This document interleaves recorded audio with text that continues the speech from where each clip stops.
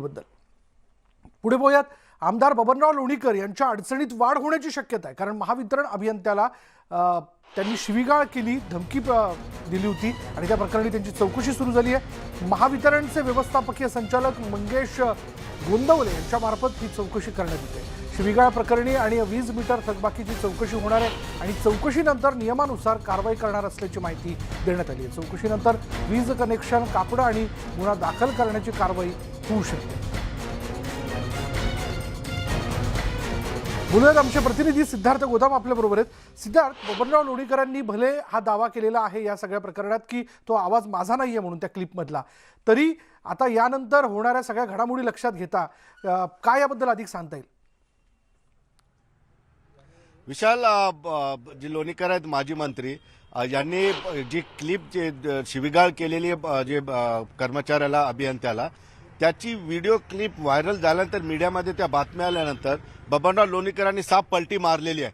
हे कुणालाही ओळखू येतं की हा बबनराव लोणीकरांचा आवाज आहे आणि बबनराव लोणीकर कशा पद्धतीनं अर्वाच्य भाषेत एका अभियंत्यावर मुजोरी व्यक्त करताना दिसत आहेत. जी भाषा वापरलेली आहे ते निश्चितपणे योग्य नाही.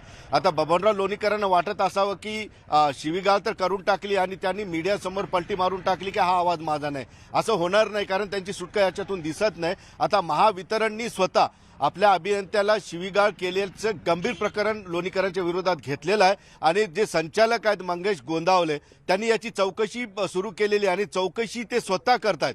एकंदरीतच हे अत्यंत महत्त्वाचं आहे की महावितरणचे संचालक मंगेश गोंदावले हे स्वतः याची चौकशी करतायत. त्यांची क्लिप त्यांनी मिळवलेली आहे आणि ज्या पद्धतीनं लोणीकर बोलतायत ते अत्यंत निषेधार्ह आहे. कारण माजी मंत्री जर अशा पद्धतीनं अभियंत्यांवर असेल किंवा इतर कर्मचाऱ्यांवर अशा पद्धतीची भाषा वापरत असेल, इन्कम टॅक्सची रेटचा उल्लेख करत असेल, तर एक धमकी देऊन घाबरवून जी काय कारवाई आपल्यावर होणार आहे ती थांबवण्याचा प्रयत्न लोणीकरांनी केलेला आहे. लोणीकरांची महावितरणने चौकशी लागली तर लागली, अडचणीत वाढ होणार आहे. आणखी डबल वाढ त्यांची यामध्ये होणार आहे, कारण लोणीकरांनी दलित वस्तीबद्दल एक शब्द त्यामध्ये वापरलेला आहे क्लिपमध्ये. सॉरी, माफ करा.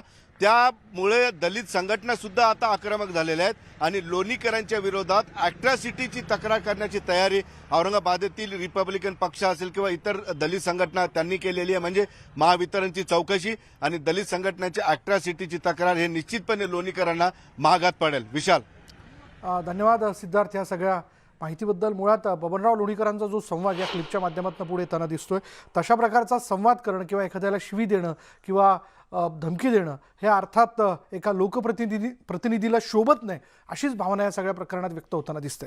पुढे यानंतर वेळ झाली का ब्रेकची. ब्रेक घेऊयात. पहा फक्त न्यूज 18 लोकमत.